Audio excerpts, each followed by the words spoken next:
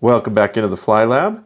So we're going to do a winter pattern here. This is going to be a Midge pattern. And to start, I'm using a size 14 hook.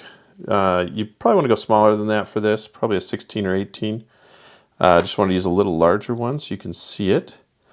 I'm using some white silk. This is a YLI number white. It's literally WHT. Okay, so I'm going to start by adding some thread wraps on here, and I'm going to wrap this quite a ways back here towards the bend. Come back a little bit. Maybe just add a little bit of a taper on here.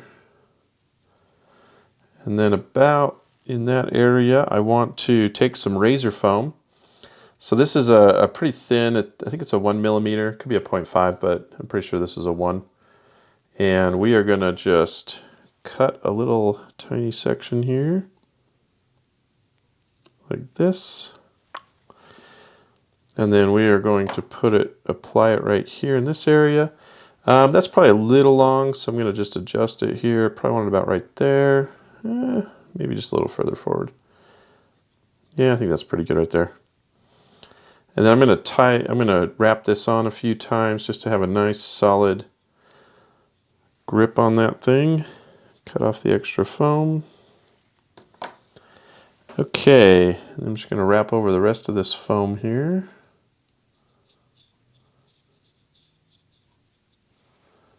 I'm going to wrap back a bit, about right there to the foam again.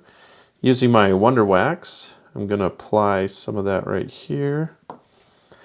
And then I'm going to grab some either black or peacock ice dub. Apply that.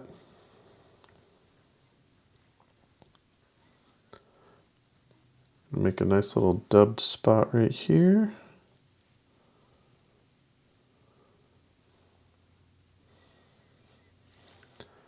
All right, then I'm going to just do a little quick thread base up to the front of the hook here.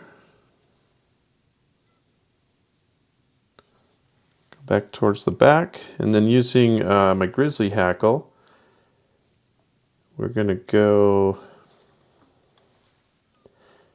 and apply this. So we're going to put the lighter side going, so there's kind of a darker side and a lighter side. We want the lighter side to face towards the eye of the hook.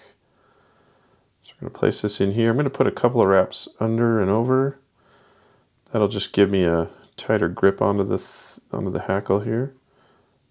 So it wants to get tied up in there. And we'll just wrap right over that. Put on a few wraps here. I kind of like to go back over the hackle just slightly and then come forward. And then once you have that about where you want it, throw a couple of wraps over it like that.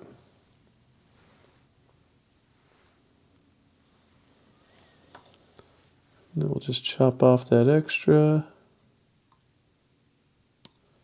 there.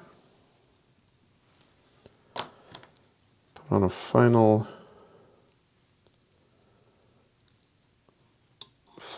whip finish. And I'm going to run that twice just because I do not like these coming apart on me. Especially if the fly is doing well. Nothing worse than having the head come apart. So that's it. That is just a little quick winter midge style pattern. As far as the color of thread, the silk, you can use red, black, purple, blue. Pretty much anything I've used works. I think, you know, they key in onto this little foam tail here quite a bit with the hackle. I don't know, that seems to be the key to it. Another way you can tie these, and another way I've done it, is you can use black, of course. Let's see if I can find one that doesn't look too gnarly. You know, I get in a hurry and tie these pretty fast, so they can get a little messy. But that's a black version. Again, same little tail. This time, though, that's like a size 18. So I didn't bother with the thread behind it. I just went right from the foam tail to the dubbing and then the hackle on there. And another way that works really well is if you trim the hackle on the bottom, so you can get these to float right in the surface. If you just chop off that bottom part of the hackle, and then you end up with just hackle on the top. So then between the foam and this hackle on top, and if you treat this with some floating, I like the dry shake, the Shimazaki, That will float really well on top of the water and just makes a really killer little midge pattern. So that's it. Thanks for watching.